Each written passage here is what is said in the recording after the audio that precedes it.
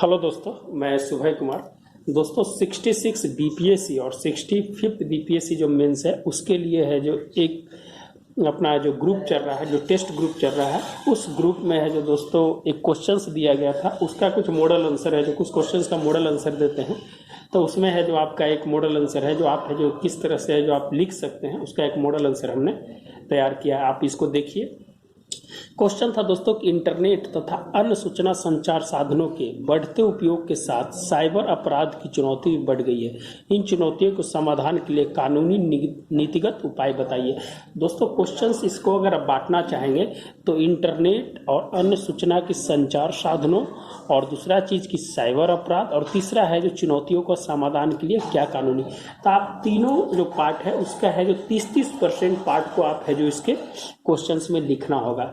तो आप जानते हैं दोस्तों कि इंटरनेट जो है 21वीं शताब्दी का सबसे महत्वपूर्ण भूमिका है, जिसके कारण है जो मनुष्य के विकास के साथ संचार के साधनों का भी विकास हुआ है। तो आप है जब भूमिका लिखने जाइएगा तो इन तीनों टॉपिक को आप है जो भूमिका में जोड़ने की कोशिश कीजिएगा।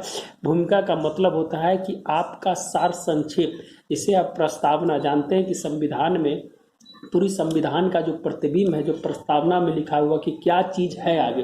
तो आप जब अपने भूमिका को लिखते हैं तो उस भूमिका आप प्रतिबिंब बनाते हैं कि आप आगे क्या लिखने वाले हैं, और वहीं से है जो आपकी है जो क्वालिटी का है जो पता चलता है। तो सबसे पहले आप भूमिका के ऊपर जरूर काम कीजिएगा दोस्तों। वही है जो आपका प्रतिबिंब, वही आपकी प्रस्तावना, और वही आपका है जो आगे का मार्क्स के लिए है जो इम्पोर्टेंट्स होगा। तो दोस्तों आप है जो भूमिका को तीनों को जोड़ने की कोशिश कीजिएगा कि वैश्विक स्तर पर संचार साधनों की क्रांति 21वीं शताब्दी के रूप में वरदान साबित हुई। ये जो संचार क्रांति जो आई 21वीं शताब्दी एक वरदान साबित हुई। मानव विकास के साथ साथ सूचना की प्राप्ति भी अपने साथ दायरे में बढ़ाती चली गई। क्या है कि जो मानव विकास के साथ साथ जो सूचना की जो प्राप्ति भी है जो साथ साथ अपने दायरे को बढ़ाते चला गया, और अपने अनुसंधान, अपने जो वृद्धि है उस क्षेत्र को है जो संचार के माध्यम से बढ़ाते चला गया, जो वर्तमान समय के लिए मांग थी। इसके उपरांत इसकी नकारात्मक भी अपनी बाहें फैलाकर साइबर अपराध जैसी घटनाएं भी तेजी से चलती रही। जिस तरह से संचार का विकास एक तरफ से हो रहा था, जिस तरह इंटरनेट का विकास हो रहा था, उसी दूसरी तरफ है जो इसकी है जो नकारात्मक जो साइबर अपराध जैसी घटनाएं हैं जो इसके साथ साथ चलती रहे, दोनों पैरेलल चलती रहे। इसीलिए आपको जब भी है जो मेंस में जब भूमिका लिखना है तो पूरे क्वेश्चंस के सार को है जो आपको लिखना है। तो है जो क्या हुआ कि इसके फैलाकर अपनी बाहें फैलाकर साइबर अपराध जैसी घटनाएं भी तेजी से चलते रहे, जो मानव विकास के अवरोध के साथ चुनौती के रूप में है जो स्वीकार किया गया। उसके साथ जो है एक तरफ जो संचार बढ़ रही थी, दूसरी तरफ है जो अपराध बढ़ रही थी, दोनों है जो मनुष्य के लिए है जो चुनौती का कारण बना। एक है जो सकारात्मक भूमिका के लिए, दूसरी है जो नकारात्मक भूमिका के लिए। तो आपको इस तरह से है जो भूमिका को आपको लिखना पड़ेगा। अब इसको उपयोग, सूचना का उपयोग दो पार्ट में हो सकता है, या तो पॉजिटिव भी हो सकता है, निगेटिव भी हो सकता है। तो पॉजिटिव क्या है कि विश्व स्तर को अपनी कनेक्टिविटी प्रदान करना। आप अपनी जो आपकी जो स्थिति है, आपसे है जो जितना भी विश्व स्तर के जो समाचार हैं, संचार है, जो व्यवस्थाएं हैं, उससे आप है जो रूबरू होते हैं। आप जानते हैं कि आपके पास एक मोबाइल डिवाइस है, उसमें सभी तरह की व्यवस्थाएं हैं जो इंटरनेट के माध्यम से प्राप्त हो रही है। तो आप है जो उससे इजिली कनेक्टेड है। समाचार की जानकारियां हैं जो आपको विश्व स्तर की मिल रही है। अंतर्राष्ट्रीय संवाद के लिए है जो आपका इंटरनेट कितना महत्वपूर्ण है। कोरोना काल में आपने देखा कि वर्चुअल मीटिंग ऐप के माध्यम से किया जा रहा है। जैसे आपने देखा कि आर्टिफिशियल इंटेलिजेंस की बात हो, फिर है जो G20 की बात हो, फिर नाम की बात हो, और बहुत सारी चीज़ जो है जो अभी फर्स्ट है जो इसकी जो ब्रिक्स की एक सम्मेलन हुई थी, उस सम्मेलन का भी है जो उसको है जो वर्चुअली है जो किया गया था। फिर है जो विदेश मंत्री का जो सम्मेलन हुआ इसमें क्वाड में, वो है जो अभी है जो फॉर्मली है जो जाकर है जो विदेश मंत्री किया। तो एक अंतर्राष्ट्रीय संवाद के रूप में भी इसकी क्या भूमिका है। कार्यालय जो है ये बंद पड़ा था, इसकी जो भूमिका है जो अभी वर्तमान समय में समझ में आया। जो कार्यालय बंद थे, कैसे है जो कोरोना काल में वर्क फ्रॉम होम है जो कार्यालय से कनेक्टेड रहा, और सभी तरह के काम है जो हुआ। आप है जो बिहार की बात किया जाए तो बिहार कोरोना सहायता ऐप के माध्यम से 21 लाख लोगों को है जो पैसा पहुंचाया गया। ई गवर्नेंस में कितनी भूमिका है, government to government, government to people, people to people. इससे ट्रांसपेरेंसी और है जो अकाउंटेबिलिटी कितना इम्पोर्टेंस हो गया है ये संचार का माध्यम। तो हम एक अलग बात करेंगे बिहार के बारे में जब हम चर्चा करेंगे। शिक्षा की ऑनलाइन व्यवस्था जो है शिक्षा मंत्रालय में उसको कर दिया गया, उसको है जो जब क्लास बंद थी तो कैसे जो ऑनलाइन पढ़ाई है जो इसके बाधित नहीं हुआ, इस इंटरनेट और इस संचार क्रांति के माध्यम से सामाजिक जुड़ाव की भूमिका। आप कहीं दूसरे जगह है लेकिन आप अपने घर के परिवार से है जो आप है जो वीडियो कॉलिंग के माध्यम से, फ़ोन के माध्यम से है जो किसी तरह से माध्यम से आप है जो जुड़े रहे, तो कितनी बड़ी भूमिका है कि एक है जो ग्लोबल विलेज, जो ग्लोबल विलेज का जो नाम दिया गया था, आप इस वर्ड को टाइम ग्लोबल विलेज के रूप में है जो यहाँ पर देखा गया है। तो आप एक वर्ड को यहाँ पर लिख लीजिएगा, डिजिटल साक्षरता बढ़ा दे रहा। अगर आप है जो डिजिटल से दूर रहिएगा तो आप है जो डिजिटल साक्षरता अगर आपके पास नहीं है तो इस सब से आप है जो अनभिज्ञ रहिएगा, कहीं ना कहीं है जो 21वीं सदी में आप है जो पीछे छूट जाएगा। तो एक सकारात्मक भूमिका में है जो डिजिटल साक्षरता को बढ़ावा दिया जा रहा है। इसके लिए जो मिशन है उस मिशन को है जो हम बताएंगे, राष्ट्रीय डिजिटल साक्षरता नीति, इसके बारे में भी हम जब चर्चा करेंगे तो है जो हम आपको बताएंगे। मानव अनुसंधान का महत्व है जो पता चल रहा है कि क्या है जो महत्व है जो मानव अनुसंधान का हुआ, वैज्ञानिक प्रमाणिकता की हाँ हम यहाँ तक पहुँच सकते हैं, तो आगे 5G 6G 7G तक भी है जो आ सकता है कि मशीन टू मशीन ट्रांसफ़र हो रहा है। और आने वाला समय में आप ऐसा संचार के माध्यम को देखेंगे तो आपकी जो डेटा के ट्रांसफ़र है, डेटा है जो सबसे इम्पॉर्टेंट हो जाएगा और आपके लिए सबसे बहुमूल्य चीज़ है जो डेटा हो जाएगा। तो वैज्ञानिक प्रामाणिकता का भी और जो मानव की विकास की सोच है जो कहाँ तक है, इसकी है जो हम है जो इसके संचार व्यवस्था में है जो दे सकते हैं। मनुष्य के अंग के रूप में है जो ये काम करेगा।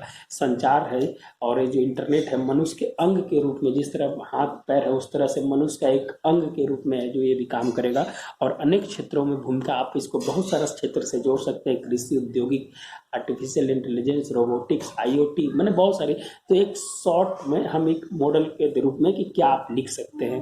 दूसरा चीज़ कि इसके निगेटिविटी भी जैसे बताए थे कि इसके साथ साथ है जो साइबर अपराध की चुनौतियां बढ़ती जा रही है, तो साइबर अपराध की भूमिका बढ़ती जा रही है। इथिकल हैकिंग, फिशिंग, पर्यावरण असुरक्षा। आप जानते हैं कि अब जिस तरह से संचार बढ़ रही है, जिससे पिछले 5G की कुछ देशों में जो विरोध किया गया, आप है जो यहाँ लग्जमबर्ग और नीदरलैंड जैसे देशों में 5G की टेस्टिंग के लिए अगर किया गया तो एक दिन में 257 पक्षी की मौत हो गई।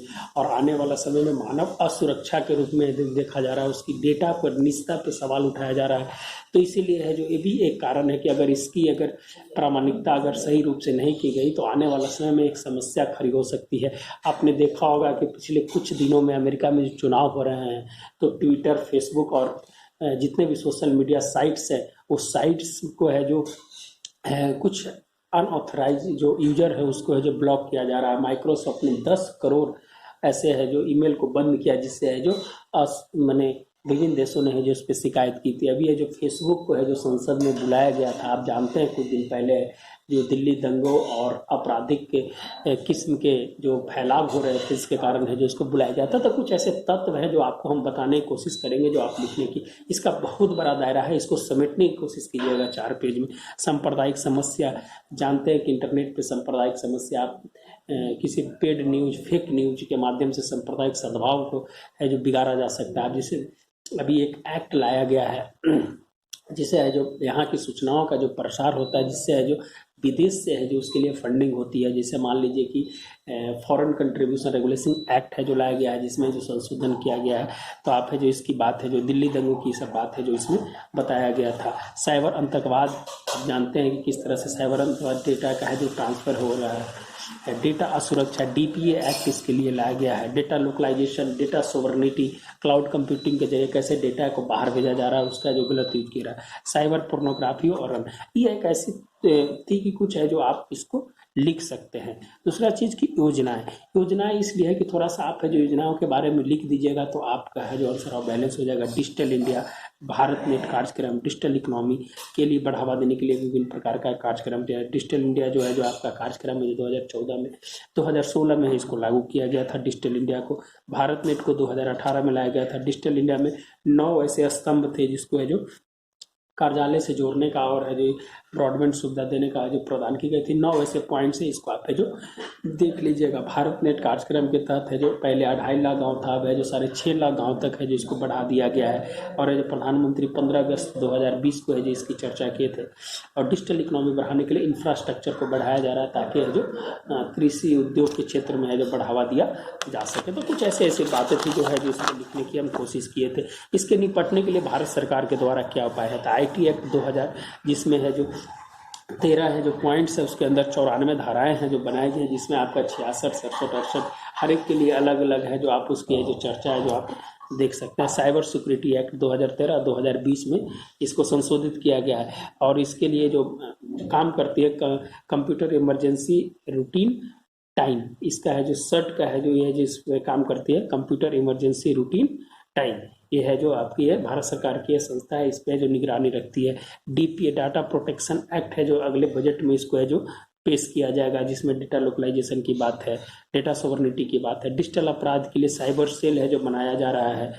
National critical information infrastructure protection act है जो इसके बनाया जा रहा है। डिजिटल अपराध के लिए तहसीन पूनावाला वर्सेज इंडियन और बाद में सभी देश की पुलिस 2007 में है जो इसके लिए है जो प्रकाश सिंह बनाम यूनियन ऑफ इंडिया में है जो सबसे पहले इसकी चर्चा की गई थी कि साइबर अपराध जो बढ़ रहा है उसको रोकने के लिए है जो काम करना। बिहार ऐसा राज्य है जो वहाँ सबसे पहले है जो लागू किया है। 18 ऐसे स्टेट है जो इसको है जो लागू कर दिया गया है। बिहार में साइबर अपराध के लिए क्या क्या, NCRB का report national crime record bureau के अनुसार 10वें स्थान पे है। ऑनलाइन फ्रॉड, अश्लीलता और सांप्रदायिक सद्भाव को बढ़ाने के लिए है जो इसकी रेटिंग की जाती है कि क्या क्या कमियां हैं। विशेष पुलिस बल का गठन है जो इसके लिए किया गया है। Tehseen Poonawalla versus union of India में सरकार द्वारा समय समय पर इसके लिए जागरूकता है जो दी जाती है, और इसका है जो रेडियो के माध्यम से, टेलीविजन के माध्यम से, पेपर के माध्यम से कि आप किसी प्रकार का software, online call, fraud message, lottery जैसी है जो लुभावना चीज़ से बचने की सलाह दी है। और साइबर अपराध एक चुनौती के रूप में है, इसको है जो हमें स्वीकारना होगा और इससे है जो हमें लड़ना होगा। डिजिटल इंडिया मुहिम एक स्वच्छता के रूप में है जो भारत सरकार के साथ बिहार सरकार भी है जो चला रही है। तो आप है जो इस तरह के है जो आंसर को आप लिख सकते थे। और निष्कर्ष है जो आने वाला समय में इसकी सुरक्षा के लिए इंटरनेट के साथ बढ़ते उपयोग हमारे जीवन के लिए एक महत्वपूर्ण है, लेकिन इसके जो साथ जो साइबर अपराध है ये कहीं ना कहीं है जो हमारे मानव जीवन के विकास में एक अवरोध के रूप में काम करेगा, और इसे हम भविष्यगामी के रूप में हम अपने साइबर सिक्योरिटी सेल को एक नए रूप देंगे, ताकि है जो हम है जो अपनी सुरक्षा को एहतियात रूप से कर सकें और इसका है जो समाधान कर सकें। कुछ नए रूप में है जो आप इसका है जो